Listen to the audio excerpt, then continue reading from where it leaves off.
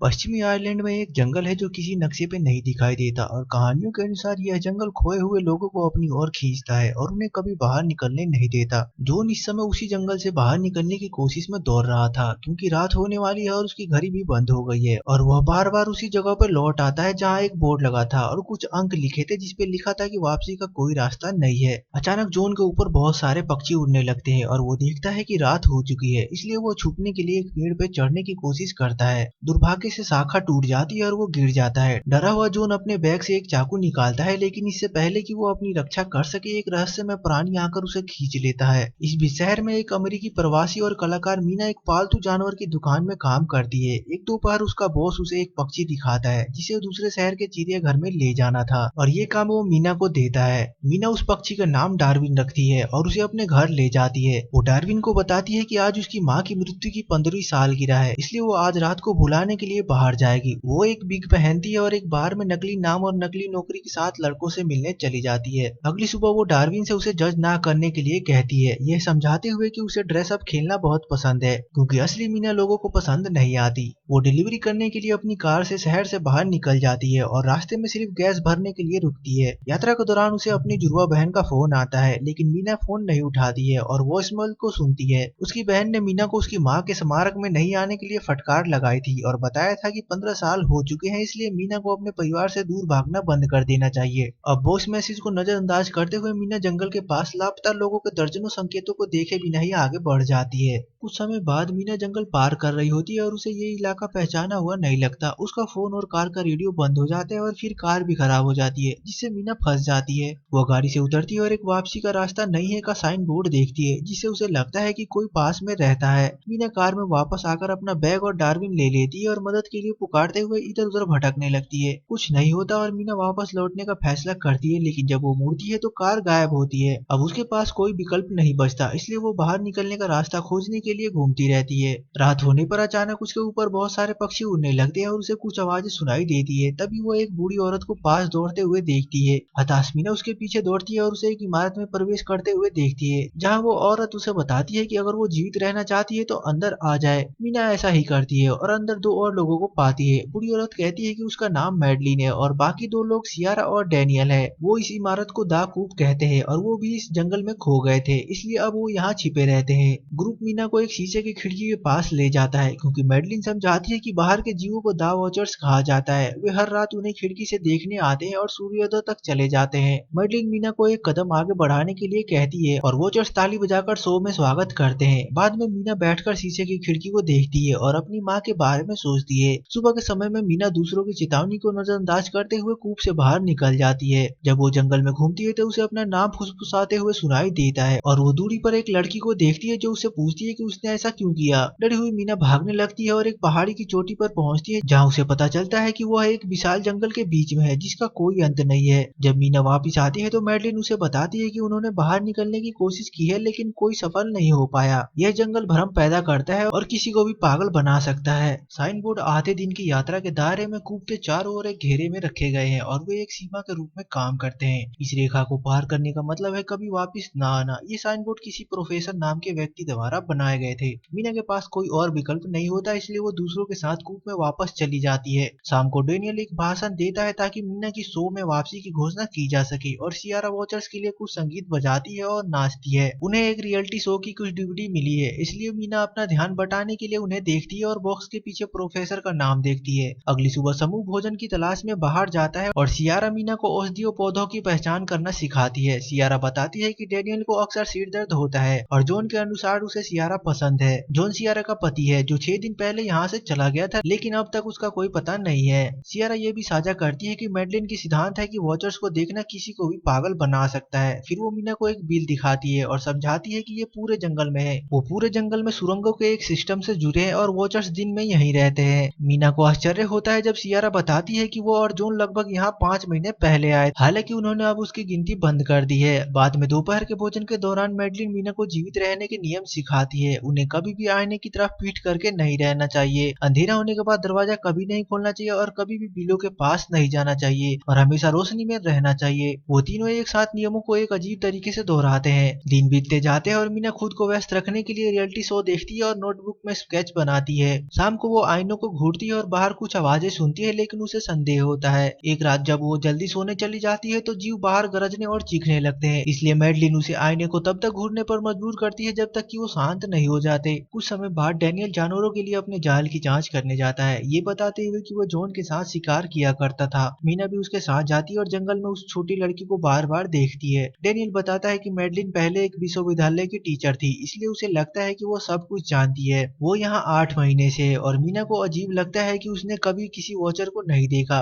Daniel और मीना दोनों ही Madeline की कहानी पर संदेह व्यक्त करते हैं और मीना एक बिल में जाने की प्रस्ताव रखती है। डैनियल के डर के विरोध करने के बावजूद डैनियल द्वारा पकड़ी गई रस्सी का उपयोग करके मीना एक बिल में उतरती है और लाइटर के साथ चारों ओर देखती है। उसे बहुत सारी छोड़ी गई वस्तुएं मिलती है, जिसमें 1992 का एक अखबार, एक वीडियो कैमरा और एक फ्लश खरगोश शामिल है। वहाँ एक साइकिल भी है जिसे मीना रस्सी के माध्यम से डैनियल के पास भेज देती है। उस समय उसे अंधेरे में एक अजीब आवाज सुनाई देती है और मीना डैनियल को पुकारती है, लेकिन वो जवाब नहीं देता। अचानक 6 उंगलियों वाला एक हाथ धीरे धीरे अंधेरे से बाहर आता है और एक अजीब भाषा में बोलता है। मीना फिर से चिल्लाती है। इस बार आखिरकार रस्सी ऊपर से नीचे गिरती है। अब कुछ समय बाद मीना सियारा और मैडलिन को वो सारी चीजें दिखाती है जो उन्होंने गड्ढे से निकाली थी, मगर झूठ बोलती है कि उन्हें ये सारी चीजें चट्टान के नीचे मिला। मीना सोचती है कि साइकिल उनकी मदद कर सकती है, लेकिन मैडलिन सहमत नहीं होती है और वो देख सकती है कि मीना कुछ छुपा रही है। वो उससे बार बार पूछती है, लेकिन मीना इसे इनकार कर देती है। इस बीच डैनियल कैमरे के कूप को पावर स्रोत से जोड़ता है, ये बताते हुए कि प्रोफेसर ने इसे तब स्थापित किया होगा जब उन्होंने ये जगह बनाई थी। अब इसे टीवी से जोड़ने के बाद उनके पास एक निगरानी रखने के लिए कैमरा है। उस रात ग्रुप स्क्रीन पे कुछ दिखाई देने का इंतजार करते हैं। अचानक सियारा को एक आवाज सुनाई दी और कैमरे पे कुछ पैर दिखाई देते हैं, जैसे कोई दरवाजा खटखटा रहा हो। यह व्यक्ति बोलता है और सियारा जॉन की आवाज सुनकर उत्साहित हो जाती है, जो उन्हें अंदर आने की भीख मांग रहा था।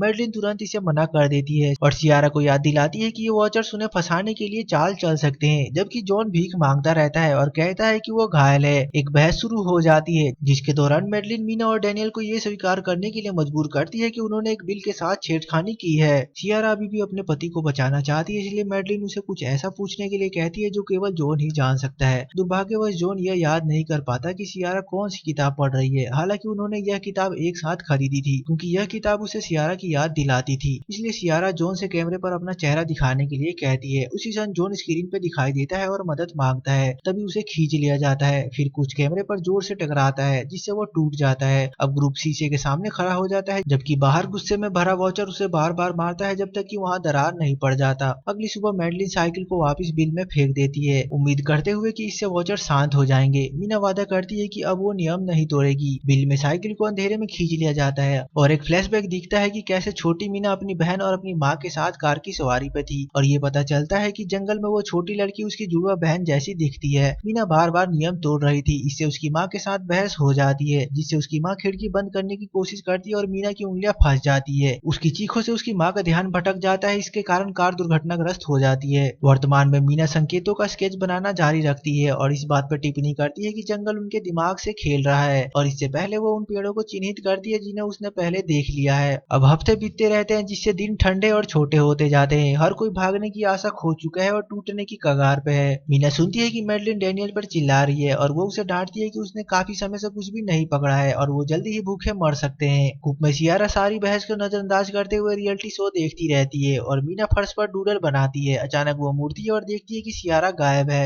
मीना जंगल में दौड़ती है और सियारा को एक बिल के किनारे खड़ा पाती है, जो खुद को समाप्त करके फिर से जॉन के साथ होने का विचार कर रही थी। उसी समय वो एक चीख सुनते हैं और शोर का पीछा करते हुए पाते हैं कि डैनियल मैडलिन को बांध रहा है। मैडलिन कहती है कि डैनियल ने अपना दिमाग खो दिया है, लेकिन डैनियल कहता है कि अब वो अपने नियमों से चलेगा और कूप की ओर दौड़ पड़ता है। सियारा भी उसके पीछे जाती है, लेकिन मीना रुककर मैडलिन को आजाद करती है। बाद में दोनों कूप की ओर दौड़ते हैं और ये पता चलता है कि डैनियल और सियारा ने दरवाजा बंद कर लिया है। पक्षी उनके चारों ओर उड़ने लगते हैं, इसलिए उनके पास जाल के अंदर छुपने के अलावा कोई विकल्प नहीं होता, जिसमें एक अजीब सी गंध होती है जो शायद उनकी गंध को छिपा सकती है। जब सियारा और डैनियल आईने के सामने खड़े होते हैं तो एक वॉचर जाल के ऊपर प्रकट होता है, लेकिन वो महिलाओं को पता नहीं लगा पाता और कूप की ओर दौड़ता है। वह अपनी पूरी ऊंचाई पर खड़ा होकर दहाड़ता है, जिससे और भी भयानक वॉचर्स प्रकट हो जाते हैं। जब वो कूप के बहुत करीब आ जाते हैं तो डैनियल उन्हें बताता है कि उनके 2 सदस्य गायब है, इसलिए वॉचर्स गायब महिलाओं की तलाश में जाते हैं। कूप के आसपास कोई भी नहीं होता, इसलिए मीना और मैडलिन दरवाजे की ओर दौड़ते हैं और दया की भीख मांगते हैं। मीना डैनियल को बताती है कि वो अपनी माँ की मौत का कारण कैसे बनी और वो इस अपराध बोध के साथ जी रही है, और डैनियल को बताती है कि ये गलती उसे भी बाद में सताएगी। वो अंततः दरवाजा खोल देता है और दोनों जल्दी अंदर भाग जाते हैं और दरवाजा बंद कर देते हैं। मैडलिन तुरंत डैनियल को डांटती है और कहती है कि उसे महीनों पहले ही मार देना चाहिए था, लेकिन अब वॉचर से निपटना अधिक महत्वपूर्ण है। समूह आईने के सामने खड़ा होता है और मैडलिन बताती है कि वो पहले लोक कथा और पुरानी कथाओं की टीचर थी।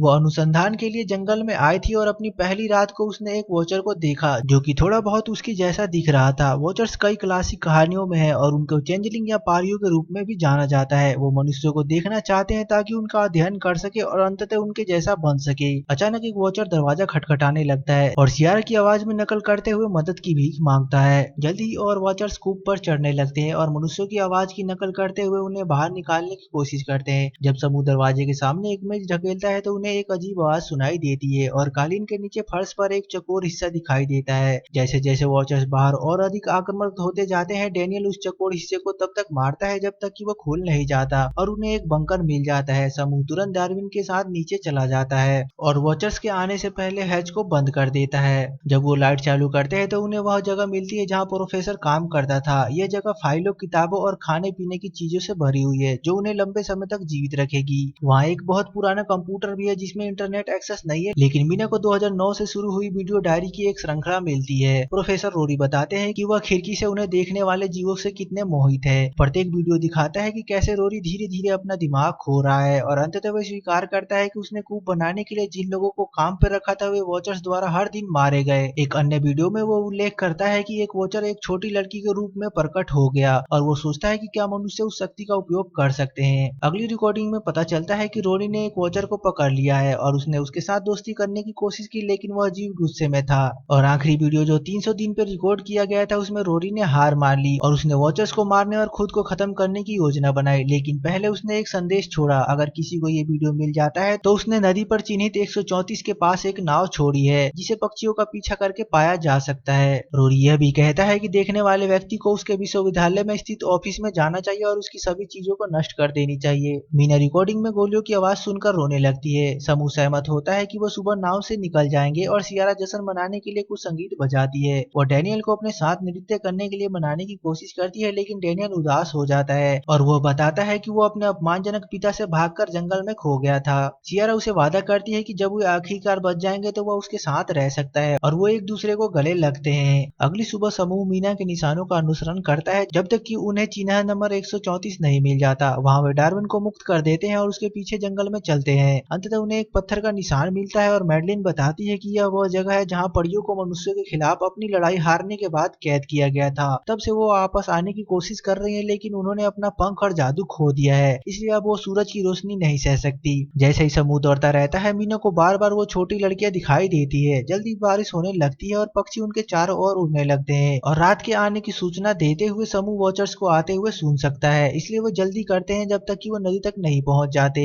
सभी महिलाएं नाव पर चढ़ जाती है, लेकिन डैनियल जॉन की आवाज सुनता है और ठहर जाता है। कुछ सेकंड बाद डैनियल जॉन को किनारे तक खींचता हुआ दिखाई देता है और सियारा उसे चेतावनी देने की कोशिश करती है कि यह असली नहीं है, लेकिन बहुत देर हो चुकी है। नकली जॉन अपना रूप बदल लेता है और अपने पंजों से डैनियल को मार देता है। फिर उसका शरीर ब्लैंक हो जाता है क्योंकि और वॉचर्स उसके चारों ओर इकट्ठा हो जाते हैं और तीनों को घूरते हैं और वो तीनों नाव से वहां से दूर चली जाती है। मैडलिन दूसरों को बताती है कि चिंता ना करे क्योंकि वॉचर जंगल से बाहर नहीं जा सकते। सुबह में महिलाएं और डार्विन अंततः एक पुल को देखते हैं और उस पर चढ़ जाते हैं और बस के आने का इंतजार करते हैं। सौभाग्य से ड्राइवर उन्हें अंदर ले लेता है और वे शहर लौटकर आराम कर सकते हैं। बाद में जब मीना शावर लेती है तो वो अपनी माँ की मौत को याद करती है। वो सड़क के बीच में पड़ी हुई थी और उसकी बहन बार बार उसे पुकार रही थी। अगले दिन मीना प्रोफेसर रोरी की आखिरी इच्छा पूरा करने के लिए विश्वविद्यालय जाती है, यह दिखावा करते हुए कि वह उसकी भतीजी है। उसे कूप का ब्लूप्रिंट, वॉचर्स का एक शोध पत्र और एक टेप रिकॉर्ड मिलता है जिसमें बहुत सारे चित्र बनाए गए हैं। युद्ध से पहले परियां मनुष्यों के साथ शांति से रहती थी, कभी कभी दोस्त और कभी कभी साथी के रूप में। उन जोरों ने ऐसे बच्चों को जन्म दिया था जो सूरज के नीचे भी चल सकते थे और रोरी सोचता था कि वे अभी भी समाज के मनुष्यों के रूप में छिपे हो सकते हैं। मीना एक बड़े पेंटिंग के टुकड़े को देखती है और कुछ तस्वीरों को पाती है जो उसे झकझोर कर रख देती है।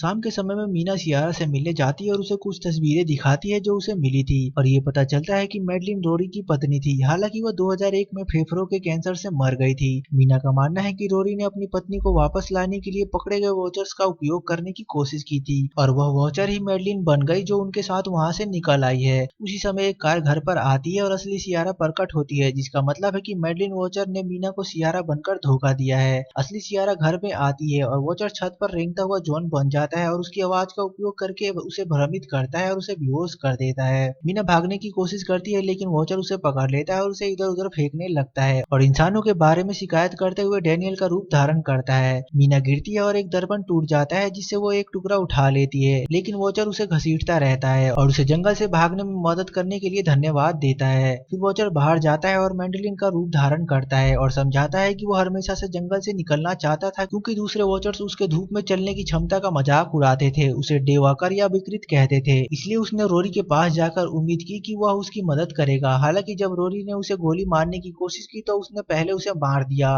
कुछ ही सेकंड में वॉचर रोरी और फिर मीना का रूप धारण कर लेता है और असली मीना को उसकी गर्दन पकड़कर उसको मारने की कोशिश करता है। मीना कहती है कि रोरी का एक रहस्य था और वॉचर उसे छोड़ देता है ताकि वो यह बता सके। अब यह जानकर कि आधे खून वाले लोग इंसानों के बीच छुपे हुए वॉचर्स को एहसास होता है कि मैडलिन के रूप में जीने और आधा इंसानी खून होने के कारण वो इंसानों के इमोशंस को महसूस कर सकती है और अचानक से उसके शरीर में पंख प्रकट होते हैं। वो छत पर उड़ता है और मीना को बताता है कि उसे उम्मीद है कि उसकी तरह और भी होंगे और वो उड़ जाता है। बाद में मीना सियारा को चेक करती है जो शुक्र है कि ठीक है। कुछ समय बाद मीना आखिरकार अपनी बहन और उसके बच्चों से मिलने जाती है और मेल मिलाप करती है। वो अपने जंगल के अनुभव को भी साझा करती है, यह बताते हुए कि उसे कभी कभी लगता है कि मैडलिन वॉचर भीड़ में छुपा हुआ है और उसे देख रहा है। यह अलग अलग रूप लेता है लेकिन सबसे आम रूप वह छोटी लड़की का लेता है जिसे रोरी ने देखा था। खिड़की पर डार्विन सड़क की तरफ देखता है और वॉचर्स उसे वापस देखता है और मूवी यहाँ खत्म हो जाती है। तो दोस्तों मूवी अगर अच्छी लगी तो लाइक और सब्सक्राइब जरूर करिए। Thanks for watching.